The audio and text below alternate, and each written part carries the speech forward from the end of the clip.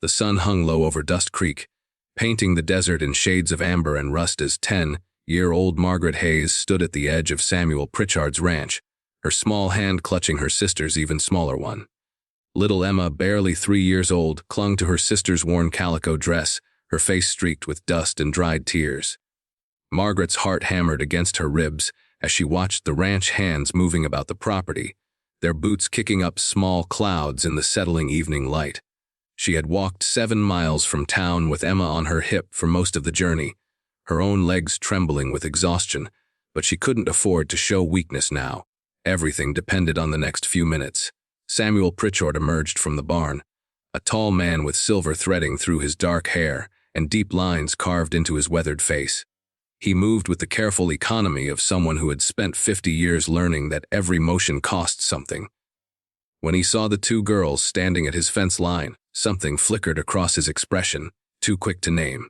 He approached slowly, removing his work gloves and tucking them into his belt. Margaret straightened her spine, trying to make herself taller, trying to look older than her years. Her dress was patched in 3 places, her boots so worn the sole flapped loose on the left one.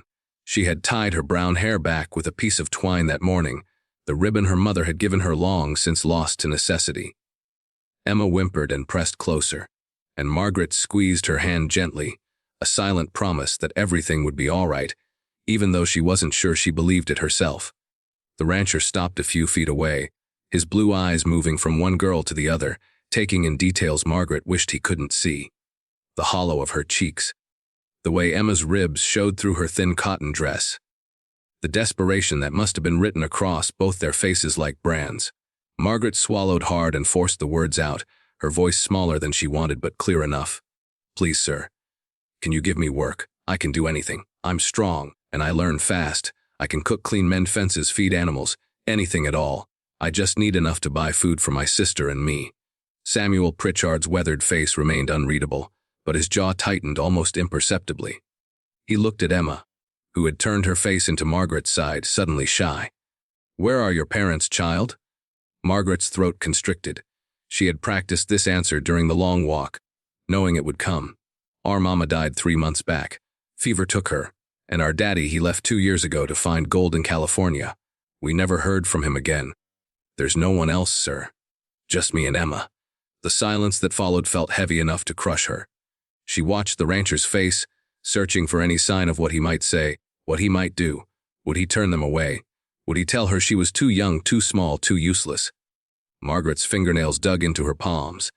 She had nowhere else to go. Every other door in Dust Creek had already closed in her face. Samuel removed his hat and ran a hand through his hair, a gesture that seemed to carry the weight of difficult decisions. "How have you been getting by?" Margaret lifted her chin. "We've been staying in the boarding house, but Mrs. Henderson says we have to leave by tomorrow.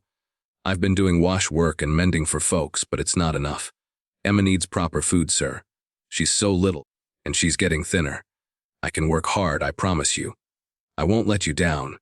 Something shifted in the rancher's eyes then, something that looked almost like pain.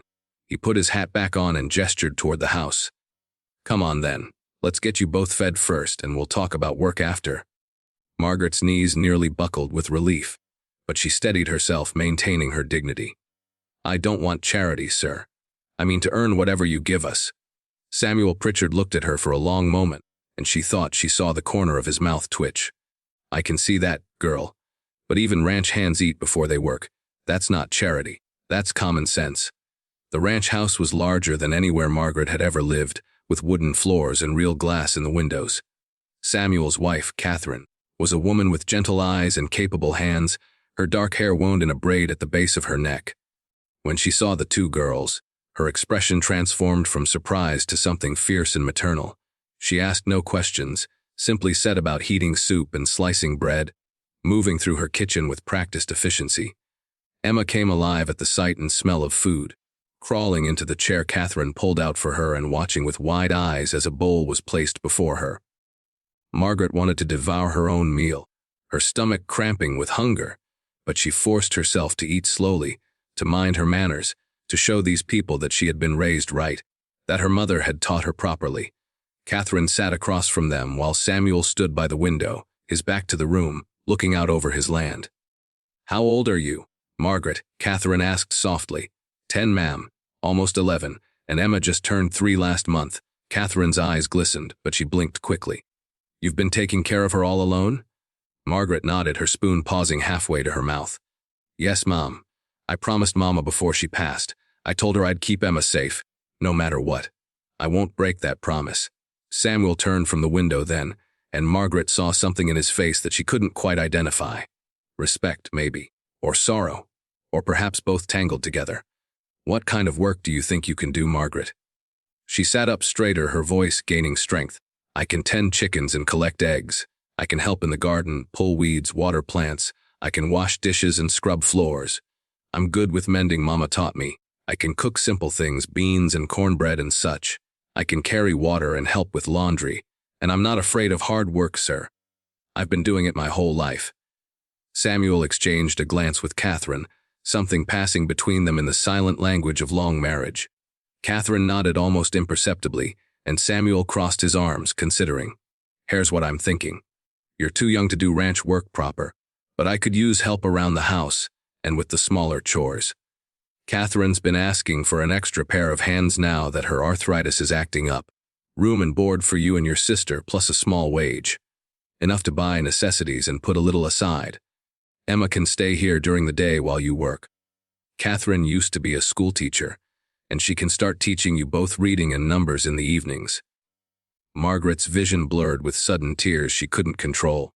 She wiped them away quickly, embarrassed. You mean it, sir? Truly, Catherine reached across the table and covered Margaret's small hand with her own. We mean it, child. But I need you to understand something. You're not a servant here. You're not hired help we're taking advantage of. You're a young girl who needs a home, and we're offering one. The work is real, and you'll earn your keep, but you're also going to be fed properly, clothed properly, and educated. Is that understood? Margaret could barely speak around the lump in her throat. Yes, Mom. Thank you so much. Emma, sensing the shift in atmosphere, looked up from her now empty bowl and smiled, her first real smile in weeks. Maggie happy? She asked in her small voice. Margaret pulled her sister close, pressing a kiss to her tangled hair.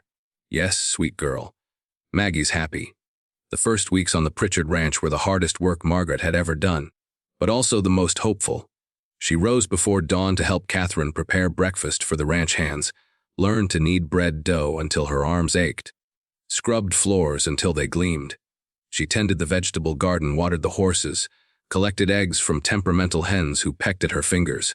Her body protested the constant labor, muscles she didn't know she had crying out in pain, but she never complained. She had made a promise to her mother, and beyond that, she had made a promise to herself. She would prove worthy of the Pritchards' faith in her. Emma blossomed under Catherine's care like a flower finally given water. Her cheeks filled out, color returning to her pale skin. She followed Catherine around the house like a small shadow, chattering in her developing vocabulary, laughing at the barn cats who wooned between her legs. At night, Margaret would hold her sister close in the small bedroom they'd been given, breathing in the scent of the lavender soap Catherine had taught her to make, hardly believing their fortune. Samuel Pritchard was a man of few words, but Margaret came to understand that his silence held more kindness than most people's speeches. He taught her small things without seeming to teach at all. How to approach a nervous horse, which plants in the desert could be eaten in times of need, how to read the sky for coming weather. He never spoke down to her, never treated her as anything less than capable. When she made mistakes, he simply showed her the right way and moved on, no judgment in his weathered face. It was Catherine, though, who truly transformed Margaret's world. Every evening after supper, she brought out slates and chalk, primers and copybooks. She taught Margaret to read beyond the basic words her mother had managed, opening up whole worlds contained in books. She taught her arithmetic, geography, history. She taught her about plants and medicine, cooking and sewing, all the practical knowledge a frontier woman needed. And she taught her something Margaret hadn't expected, that being young didn't mean being powerless, that education was a kind of freedom, that a woman could be both gentle and strong. 3 months into her time on the ranch, Margaret overheard a conversation that made her understand just how much the Pritchards had given them. She was in the barn, sorting tack, when 2 of the ranch hands passed by without knowing she was there. Still can't believe Sam took in those 2 strays. one said, his voice carrying through the wooden walls. Feeds them, clothes them, treats them like they're his own. All that cost and for what? Little girl can barely lift a bucket. The other man's response was sharp. You don't know Sam Pritchard at all if you think that's how he sees it. Him and Catherine had a daughter once. She'd be about that older girl's age now if she'd lived. Fiver took her when she was just a baby. I think Sam sees this as a second chance. And if you ask me, those girls saved them as much as the other way around. That house was too quiet, too sad. Now there's life in it again. Margaret pressed her hand over her mouth, her heart breaking and mending all at once. She thought of the way Samuel sometimes watched Emma play, with an expression of such naked longing it hurt to witness. The way Catherine's hands lingered in Margaret's hair when she braided it. The bedroom they'd been given, with its small painted dresser and rag rug, prepared long ago for a child who never grew up to use it. She worked harder after that, driven by more than survival now. She wanted to be worthy of the gift she'd been given. She wanted to fill some of the emptiness in the hearts of these good people who had opened their home. She wanted to prove that second chances could bloom into something beautiful. By the time spring arrived, Margaret had grown an inch taller, and her dresses had to be let out. She could read entire books now, her favorite being a worn copy of Shakespeare's sonnets that Catherine had given her. She could calculate figures in her head faster than some of the ranch hands. She knew the name of every horse on the property, could bake bread that made the cowboys fight over seconds, could mend a ripped seam so it was nearly invisible. Emma, too, had transformed, her vocabulary exploding, her curiosity boundless, her laughter a constant music through the house. But life on the frontier was never without its challenges. In April, a drought began that would test them all. The creek that gave the town its name began to dry up, the water level dropping inch by inch. Samuel and his men worked on to dusk, digging deeper into the well, rationing water for the livestock, watching the sky desperately for rain that refused to come. The vegetable garden began to wither despite Margaret's careful tending. Tension crept into the house like dust through cracks. One scorching afternoon, Margaret was drawing water from the well when she saw a family approaching in a wagon, their possessions piled high, their faces gaunt with desperation. They stopped at the ranch gate, and the man who climbed down looked like he'd aged a decade in recent months. Samuel walked out to meet them, and Margaret moved closer, unable to stop herself from listening. Pritchard, the man said, his voice cracking, I'm heading east. Taking my family back to Missouri, this land's beat me. The drought, the failed crops, my wife's health. I can't do it anymore. He paused, working his jaw. I'm selling my property, what's left of it. 500 acres adjoining yours to the south. I know times are hard for everyone, but I thought I'd offer it to you first. Whatever you can give me, I'll take it. I just need enough to get my family to St. Louis. Samuel was quiet for a long moment, and Margaret could see the calculation in his eyes. She knew the ranch's finances were tight with the drought. She knew every penny mattered. But she also saw the way he looked at the children in the wagon, 3 of them. All under 8, their eyes hollow with hunger. How much were you hoping to get? Samuel asked. The man named a figure that made him wince even as he said it, clearly expecting Samuel to laugh or refuse. It was far less than the land was worth, even in drought conditions. Samuel pulled out his wallet, counted out bills, and handed them over. Then he added more. That's for the land, and that's for traveling money. Make sure those children get fed properly on the road. The man's eyes filled with tears. Pritchard, I can't accept this much. You're already paying more than fair. You can and you will, Samuel said firmly. This land breaks a lot of good men. There's no shame in knowing when to fold. You take care of your family. That's what matters. After the family left, Margaret followed Samuel to the barn, where he stood staring at nothing, his shoulders heavy. She approached carefully. That was a good thing you did, Mr. Pritchard. He looked at her, surprised to find her there. Then he sighed. It was necessary, Margaret. But it also means we need to tighten our belts even more. That land purchase will stretch us thin. Margaret straightened her spine. Then I should do more. I can handle more work. Emma and I, we don't need as much as you give us. We can manage with less food, fewer supplies. I can work longer hours and take on heavier chores. Samuel held up a hand, and for the first time she saw something close to anger in his face. Don't you dare finish that sentence, child. Don't you dare suggest we should give you less. You and Emma eat the same as everyone else on this ranch, and that's not changing. His expression softened. but I appreciate the thought. Truth is, you've already been earning your keep tenfold. Catherine tells me you've been helping her preserve what vegetables we can salvage, that you've been rationing your own portions to make sure Emma eats enough.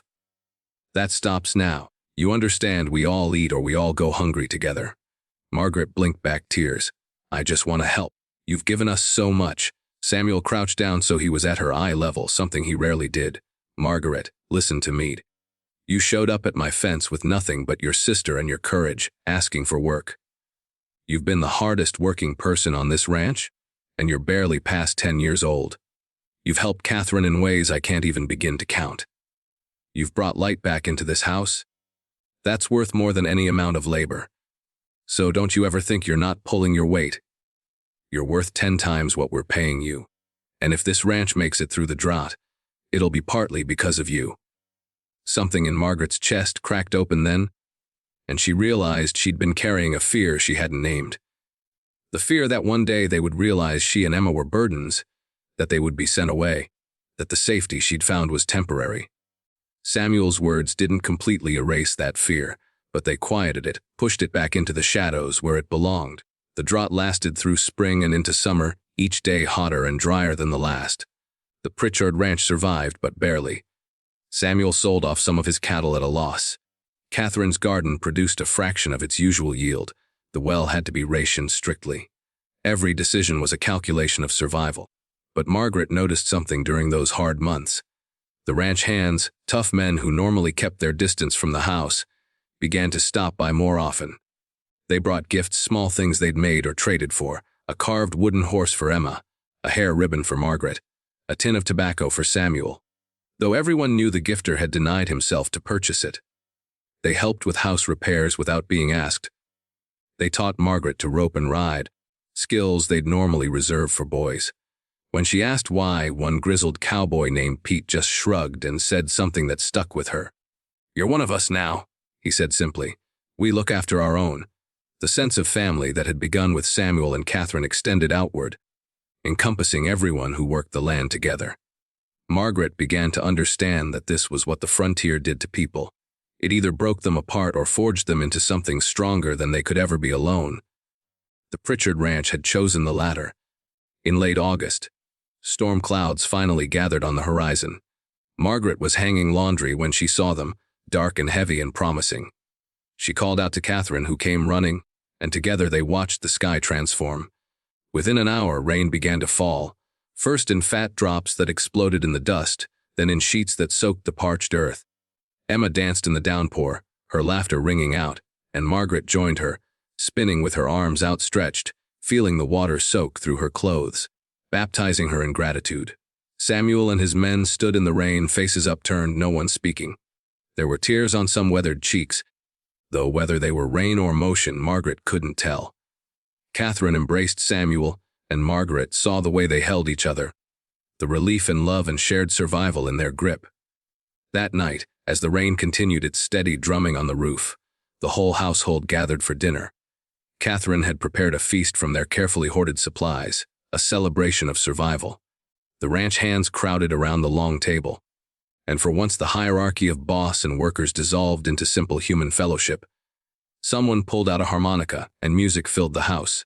Emma fell asleep in Margaret's lap, her small body completely relaxed, utterly secure. Margaret looked around the table at these people who had become her family, at the house that had become her home, and felt a profound sense of gratitude that bordered on pain. 7 months ago, she had stood at the fence line with nothing but desperation and determination. Now she had more than she'd ever imagined possible. Not just food and shelter, but education and purpose. Not just survival, but belonging. As autumn arrived and the land recovered from the drought, Margaret overheard another conversation that would change everything. She was in the study, returning a book, when Samuel and Catherine's voices carried through the door they'd left ajar. I want to make it official, Samuel was saying. I want to adopt them, both girls. I want them to be ours legally, not just in our hearts. Catherine's voice was thick with emotion. Are you certain? It's a big step, Samuel. Margaret is old enough to understand what it means. We should ask her first, make sure she wants this? Of course we'll ask her, Samuel replied. But Catherine, I haven't felt this much like myself, this much alive since we lost Sarah. These girls need parents, and we need them just as much. We can give them everything: education, land, a future. Margaret could inherit the ranch someday if she wanted. Emma could grow up never knowing what it means to be hungry or afraid. Isn't that what we've wanted all along, to make a difference? To build something that lasts beyond ourselves? Margaret's hand flew to her mouth. Adoption. Being truly theirs. Having the Pritchard name, never having to fear being sent away. The magnitude of it overwhelmed her, and she had to grip the doorframe to steady herself. That evening, after Emma was asleep, Samuel and Catherine asked Margaret to join them in the parlor. She sat on the edge of the settee, her hands folded in her lap, her heart racing. They explained their proposal gently, carefully, making clear that she didn't have to answer immediately, that she should take time to think about what it meant. Margaret didn't need time. She knew exactly what it meant. It meant she would never wake up afraid again. It meant Emma would have a real family, a real home. It meant she could stop being just a survivor and start being a daughter. It meant the promise she'd made to her mother, to keep Emma safe no matter what, could finally be kept in the fullest possible way. Yes, she whispered, and then louder, stronger, yes, please, we want to be your daughters. We want to be a family. Catherine pulled her close, and Margaret felt the older woman's tears in her hair. Samuel's large hand rested on her shoulder, steady and sure. For the first time since her mother died, Margaret let herself cry, really cry. All the fear and grief and exhaustion she'd been carrying finally released in the safety of these arms. The adoption was finalized 3 months later, in November. In the small courthouse in Dust Creek, Margaret stood before the judge in a new dress Catherine had made, her hair properly braided and ribboned. Emma beside her in a matching outfit. When the judge pronounced them Margaret and Emma Pritchard, she felt something fundamental shift inside her. She was no longer a girl alone against the world. She was a daughter. She belonged. The town celebrated with them. Because frontier communities understood the importance of such moments. They understood that survival was never individual, that every child saved was a victory for all of them, that family was something you built as much as something you were born into. The small church hall filled with neighbors and friends, with food and music and genuine joy. Mrs. Henderson from the boarding house came with tears in her eyes, pressing a small package into Margaret's hands. "I'm sorry I had to turn you out that day," she said. "I had no choice. But I've been praying for you girls every night since. I'm so glad you found your way home." Margaret hugged her, understanding now what she couldn't then. Everyone was fighting their own battles. Everyone was doing the best they could with what they had. The frontier demanded hard choices from everyone. That night, back at the ranch that was now truly home, Margaret stood on the porch watching the stars emerge in the vast western sky. Samuel came to stand beside her, his presence comfortable and familiar now. "I never thanked you properly," Margaret said quietly. "For what?" Samuel asked. "For taking a chance on a desperate girl who showed up at your fence begging for work. For seeing something in me worth investing in." Samuel was quiet for a moment, and when he spoke, his voice carried the weight of truth. "You know what I saw that day, Margaret? I saw courage. I saw a child who had been dealt the hardest hand possible and refused to fold. I saw someone who would walk 7 miles carrying her baby sister because she'd made a promise. That's the kind of person who survives on this frontier. That's the kind of person who builds something meaningful." He paused, looking out over his land. "You didn't need me to save you. You were already saving yourself. Catherine and I just got to be part of your story." Margaret felt tears threaten again, but they were good tears, healing tears. "I used to think the world was so cruel, that it just took and took and took. Mama, then Daddy, then our home. I thought there was nothing left but surviving, just barely holding on. But you taught me something different. You taught me that even in the hardest places, there's still kindness, still family, still hope." Samuel smiled, a rare full smile that transformed his weathered face. "The frontier is cruel, Margaret. It takes without mercy, but it also gives chances. Second chances, third chances, as many as you're willing to reach for. You reached. That's the difference. That's what matters." Inside the house, Catherine was putting Emma to bed, her gentle voice carrying through the open window. Emma's laughter followed, bright and unburdened. Margaret thought about the little girl she'd carried through the desert, so thin and scared, and the healthy, happy child she was now. She thought about the promise she'd made to her mother and felt, for the first time, that she'd truly kept it. Emma was safe. Emma was loved. Emma would grow up knowing security and family and possibility. Margaret thought about her own future now too, something she'd never had the luxury of doing before. Catherine was teaching her more than just household skills. She was teaching her business management, how to keep ledgers and manage accounts. Samuel was showing her how to evaluate cattle, how to negotiate prices, how to make the hard decisions that kept a ranch running. They were preparing her for something bigger than she'd ever imagined. Not just survival, but legacy. "Do you think I could really run this ranch someday?" Margaret asked, voicing the dream that had been growing in her heart. Samuel looked at her with those steady blue eyes. "I think you could run this ranch, Margaret. I think you could run a dozen ranches if you set your mind to it. You've got something most people never develop, not even in a lifetime. You've got grit, intelligence, and compassion all working together. That's a rare combination. That's what builds empires." Margaret felt something ignite in her chest, a sense of purpose that went beyond simple survival. She thought about the land stretching out around them, the opportunities it held. She thought about Emma growing up here, safe and educated. She thought about other children who might find themselves desperate and alone, and how she could help them the way the Pritchards had helped her. "I want to make this place something special," she said. "Not just a working ranch, but a place where people can find hope, where families can start over, where children don't have to be afraid." Samuel's hand squeezed her shoulder. "Then that's what we'll build together. You, me, Catherine, Emma. As a family. That's the beautiful thing about the frontier, Margaret. You can build whatever you're brave enough to imagine." The wind swept across the desert, carrying the scent of sage and rain-renewed earth. Somewhere in the distance, a coyote called, and another answered. The land stretched out around them, hard and beautiful and unforgiving and full of promise all at once.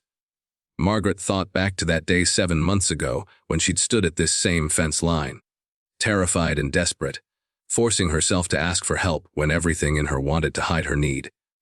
She thought about how close she'd come to giving up, to accepting that the world was simply cruel and indifferent. But she'd been brave enough to ask, brave enough to hope, brave enough to believe that somewhere in this harsh land, there was still kindness to be found, and she'd been right.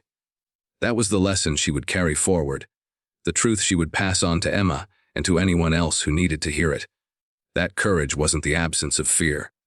Courage was walking 7 miles with your baby sister in your arms and asking for help anyway. Courage was keeping promises even when it seemed impossible. Courage was believing in second chances even when the first chance had failed. The stars overhead blazed in their billions, as they had long before Margaret was born and would long after she was gone. But for this moment under this sky in this place, she was exactly where she was meant to be. She had walked into the unknown carrying only her sister and her courage, and she had found home. Not the home she was born into, but the one she had earned through determination and grace. The one she had been brave enough to ask for when asking felt impossible. Tomorrow she would wake before dawn and help Catherine with breakfast. She would tend the chickens and work in the recovering garden. She would study her lessons and help Emma with hers. She would do all the ordinary, beautiful tasks that made up a life. But tonight, she stood on her porch, her father beside her, her mother and sister safe inside, and let herself simply feel the impossible gift of belonging. Margaret Hayes Pritchard smiled into the darkness, no longer afraid of what tomorrow might bring. She had learned the great secret of the frontier, that survival was only the beginning. That courage could open doors you didn't know existed. That family was not always blood, but always choice. That sometimes, when you were brave enough to ask for help, the world surprised you by saying yes. And that was enough. That was everything. The little girl who had once stood at a fence line with nothing but desperation had become a daughter, a sister, a future rancher, and most importantly, a girl who understood that home wasn't a place you were given. It was a place you had the courage to claim.